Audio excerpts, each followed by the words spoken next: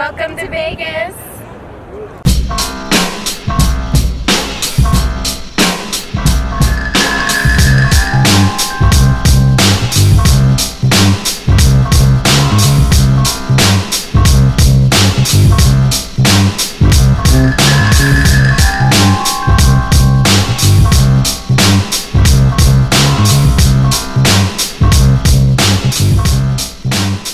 Hey, what's going on YouTube? Mike here again. I want to do something a little different. I want to give you guys a prize. I'm going to ask you a trivia question in the beginning of each video that I post from now on. And the first to answer the correct answer, I will email you guys a gift. So how it's going to work is it's going to be a trivia question that I present to you in the beginning of every video that I put up. For this particular one, how you basically get the prize is that I'm going to give you a question. You have to answer. You have to be the first one to answer. In order to participate, you have to be subscribed to me. And just so you guys know, make sure you click on the notification button just to make sure you get my videos, be the first ones to get my videos on time, and you can answer the question first, and I can email you a prize. So for this particular video, the prize is going to be a $10 Starbucks gift card. It's easy for me to email it to you guys, and it's easy for you to get it instantly. So we're going to start off with this simple question. What was the first Honda to hit 10 seconds in the quarter mile? There was a special nickname of that car that I'm looking for. So if you guys are OG and you know the answer, go ahead and please write in the comment section right now, and I will click and find the correct answer and send you out a Starbucks gift card. What's going on, guys? Here in my garage and with my new right-hand drive RX7 from Japan that I just picked up. I wanted to do a review and walk around video about the new car that I picked up. If you guys didn't notice, this was the car that I posted about, and I asked for you guys to talk me out of it, but you guys you guys did a terrible job of convincing me otherwise to pick this up. A lot of you want me to live irresponsibly and spend my money on stuff that I don't need, but I'm glad I did. It's a beautiful car. Let's kind of take a look around at it. So, alright guys, here's the RX-7 that I picked up from Japanese Classics. I just want to give you guys an honest opinion about the car. My buying experience from Japanese Classic has been nothing but amazing. Give props to those guys.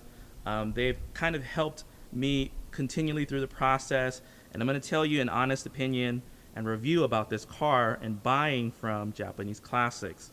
Now, when I first picked up this RX-7, the first thing that they did was they talked to me on the phone for about 5 minutes, and he did a walk around of the car because I only seen the pictures of the car, and he basically tried to per se tell me everything wrong with the car.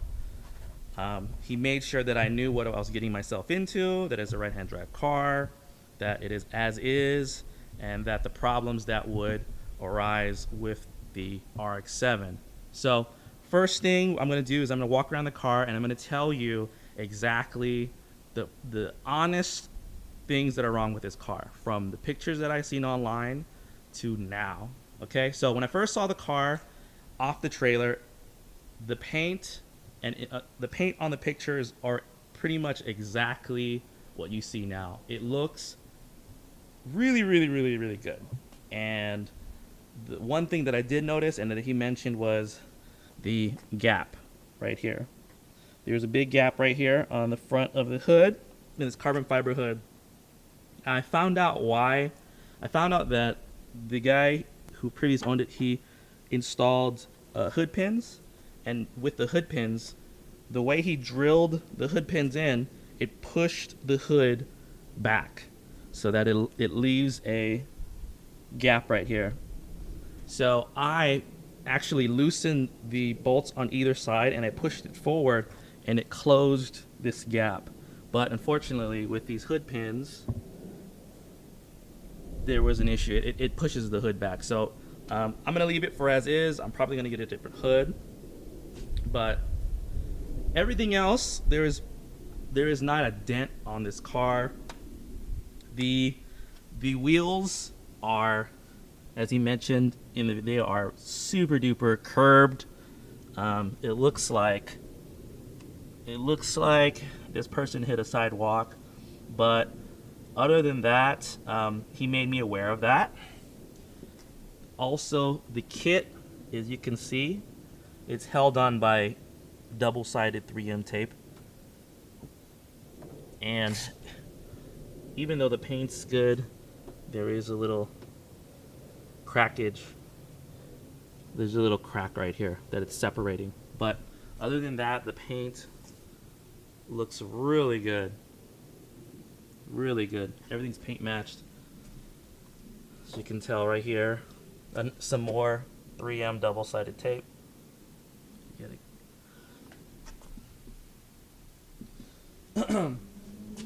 There's also wheels. These wheels fit like amazing. I don't know what offset these are in. This side fits amazing. There is maybe a 10-15 millimeter spacer in the front, and the front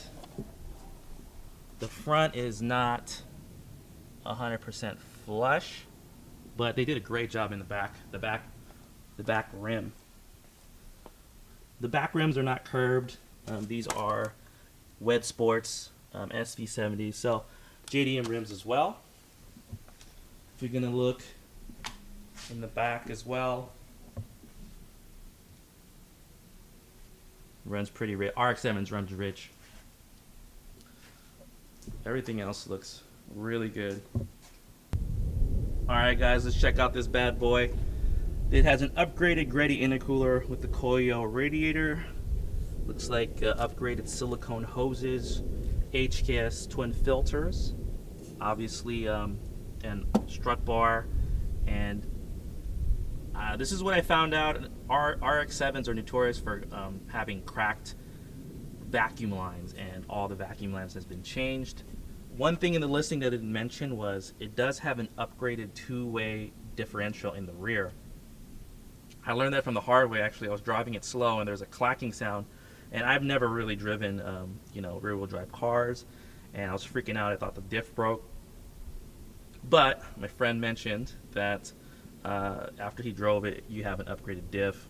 So we concluded that this car has probably been drifted, and it probably was someone's drift car. Other than that, it does have a ORC clutch. I don't know what that clutch is, but I heard it's very good. So this is a very super common issue. After 25 years, these things crack. He did mention some of the interior pieces weren't 100%. So there is this that was wrong with it.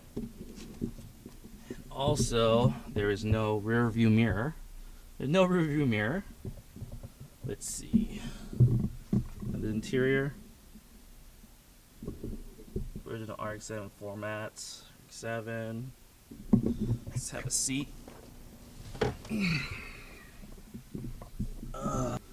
We have the Momo steering wheel here.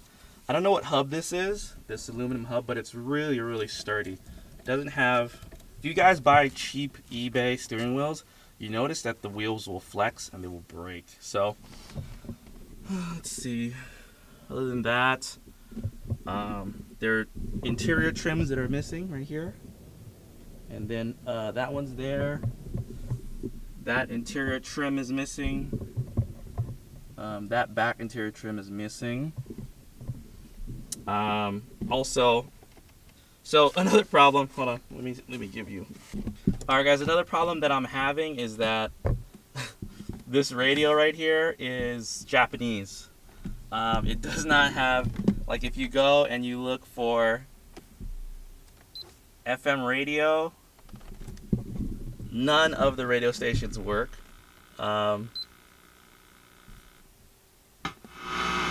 None of these work. I don't know how to. I can't.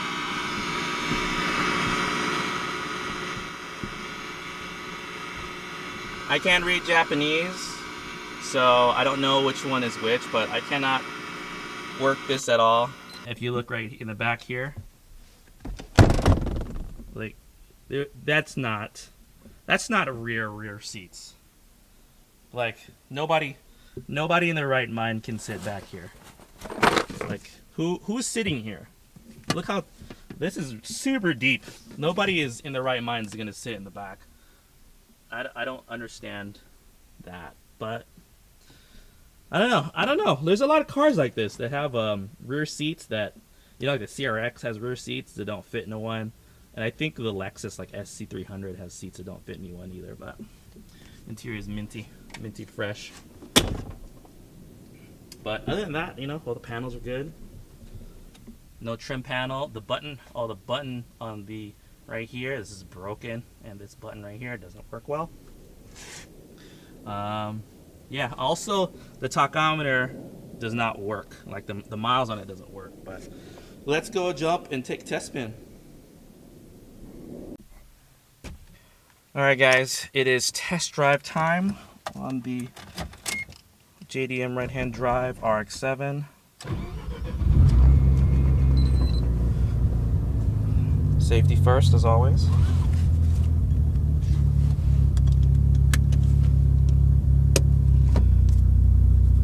So, I've learned that you're supposed to warm up the RX7 as much as possible. It's not a piston motor. As you know, rotaries, it's like a little Dorito inside the engine.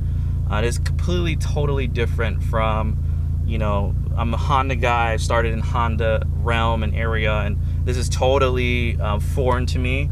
I'm going to enjoy learning about the RX7, about the rotary. Now, for those of you who say, you know, put an LS1 in it, you know, and LS2 or LS motor in general, I don't want to do that. I would like to keep it in the rotary family, just because of the fact that it has its own personality of how the engine was built with the twin turbos and how it's ran. So if you guys don't know, this runs a sequential twin turbo system, meaning that one turbo is smaller than the other one. So there's one small one, there's one big one, and the smaller turbo spools first, and then there's like a solenoid that switches on to the bigger turbo. They do this for turbo lag, so you don't sense it, and it's, you know, I think it's in the Supra as well. This car has a ORC clutch in it, which is very, I think it's a plated clutch. I don't know entirely, but you have to ride this clutch in order to get it to engage. It's very easy to stall out in this, so you have to you know, you have to get used to the clutch. It's very hard, so gotta ride it in order to die. It grips really hard. So we're driving it now. Test out. I know that it's a plated clutch because when I press the clutch in, you hear a clutch chatter.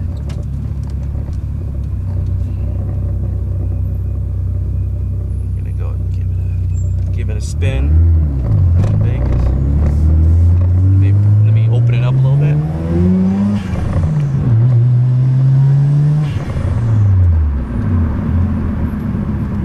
It's like it feels different. It feels like I gave you a preview on my S2000. I talked about how it felt like it was supercharged, but with this turbo setup,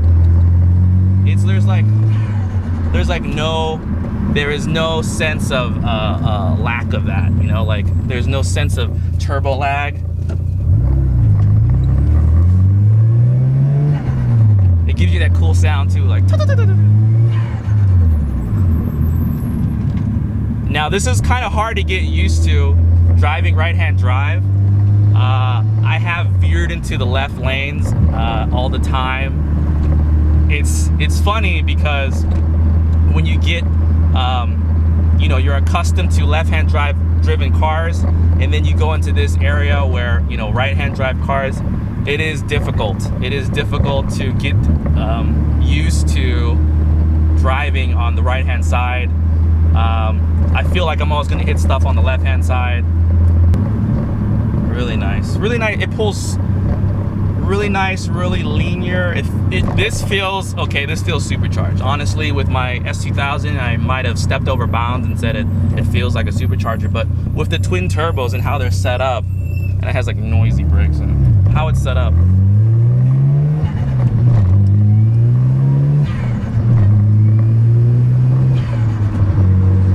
The power is so linear. It feels predictable. It feels that with this specific car, you're not going to feel surprised around the corners. You're not gonna feel like the tail is gonna over boost and you're gonna break traction in the rear, which this car it feels so nice and comfortable to sit in, like the bucket seats. I'm glad they're not leather, because if you turn, right or to the left, your butt slides through the leather. But with this one, it's kind of has a suede fabric material, and as you know, the brakes are like super loud on this thing. It has actually Project Mu brake pads installed.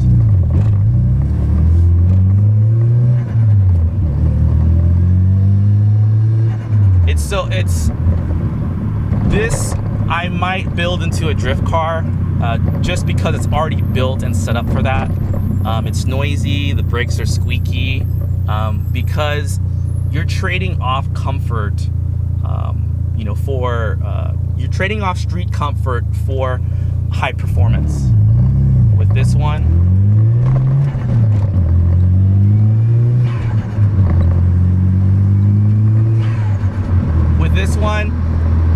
the diff is loud, the brakes are loud, the blow-off valve is loud. It draws a lot of attention. I mean, a matter of fact of it being red, and a lot of people feel drawn to it because it's red, because it looks exotic. I've had it, it draws a lot of attention because I'm on the right-hand side of the road. People really like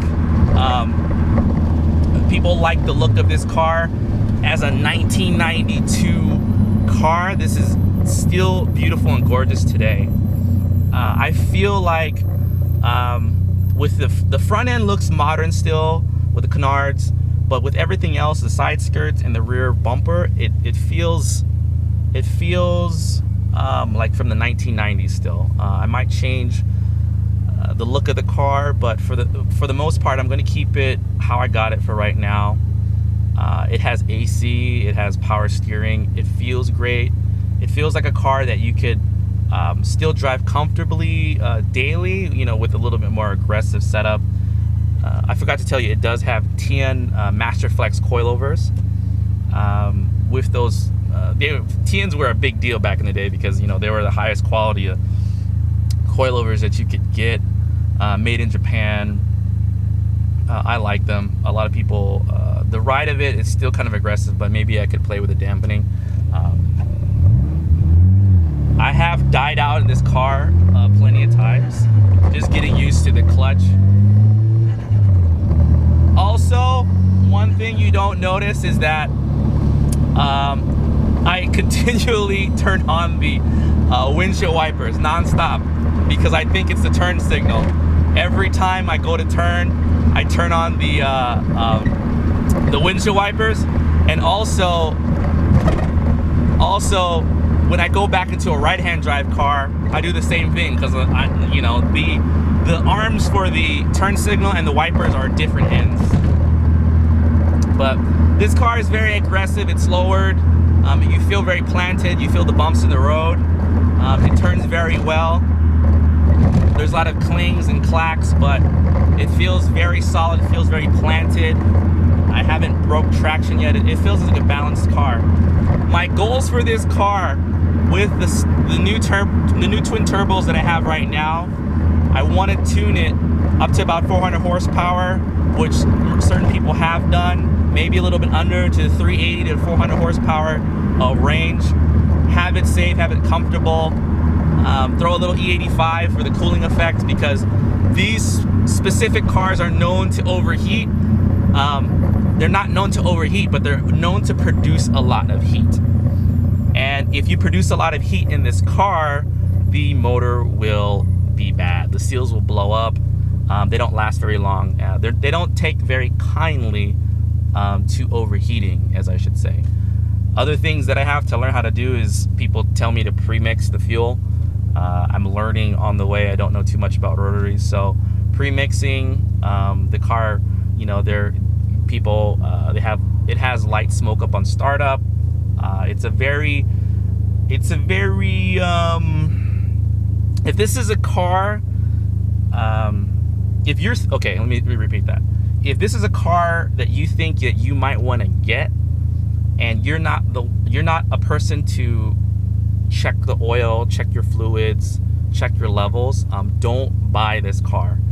It is not the car for you. It is a car that will give you that will not it doesn't act kindly to mistreatment, so to speak. So if you don't know how to check your fluids and keep up the maintenance, then don't get this car. It's not for you. It's not made for people like you. It needs to be taken care of. It needs to have someone that will constantly check up on those types of things and to make sure that it's running tip top, you know? I think a lot of old school people will appreciate the RX7 in the muscle car field because, you know, it has a personality. I like the personality of an RX7. It wants to be driven and it wants to be taken care of, you know, like a woman, so to speak. It wants to be taken care of in that way. But it handles well.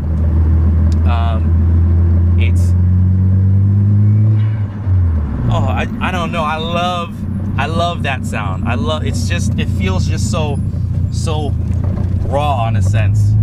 Being in RX7, hearing the blow-off valve, it's a total experience in itself. And that's why I really feel like I'm not a hater of any type or style of car, because every car has its own personality. It has its own way of it likes to be treated. It's like that remember Gone in 60 Seconds, where it was like Eleanor, and it wouldn't start sometimes, it would do certain weird things. That's what I would say would be the characteristics of, you know, my RX7 or my S2000 or my Honda Civic, you know, or my truck. They all have different styles of personality, and that you have to kind of get used to and treat each car differently. I think that's what a car person is. I know this has been one of my dream cars. I know a lot of people who have a dream car, and I'm sorry if this offends you, but it has to be said. If you're a car guy and your dream car is an automatic car, I hate to say it, I don't know who those, I don't know why. It's just so much more fun to be engaged with a car, you know, with a manual, with a shifter, you have that ability to control that. I think a GTR is an amazing car. It's just I would never buy one. I could buy one, but I would never buy one. I would buy an R34, I'd buy an R32, and I would love my dream car. My top dream car would be an R34, because I think it was the last generation of rawness that you can get out of a motor vehicle. It's the unicorn Godzilla. Yeah, I would take an R34 over a GTR any day. But with this particular car, I love it. I love its character. I love its personality. It is so fun to drive. And with the novelty, I know the novelty of being right-hand drive. It's just a novelty. It has nothing to do with like Oh, you hear that? You hear the diff? It has nothing to do with anything other than being a novelty. And for those of like, I got a right-hand drive car just to have those with a left-handed right-hand drive. I got a right-hand drive car for the left-hand driven RX7s to hate on, because I'm telling you right now, FDs are a rare car to see on the street, and it's even rarer to see a right-hand drive one, and I get like nothing but hate from the US made FDs.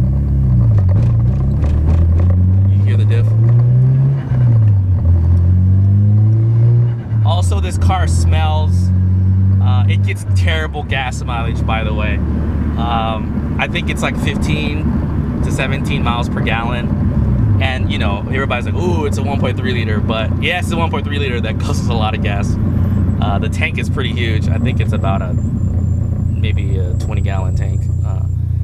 But it's not a gas-friendly car. You smell the exhaust fumes in the back a lot. I don't want to roll my windows down because you get that immense gasoline vapor fumes. The tailpipe, you know, it's black. These things run, or it's safer to run a little bit richer. So I appreciate this car, guys. If you like this review, please subscribe for future videos and future giveaways and trivia questions. Anyway, guys, thank you. Please like and please subscribe. Till next time. Thank you.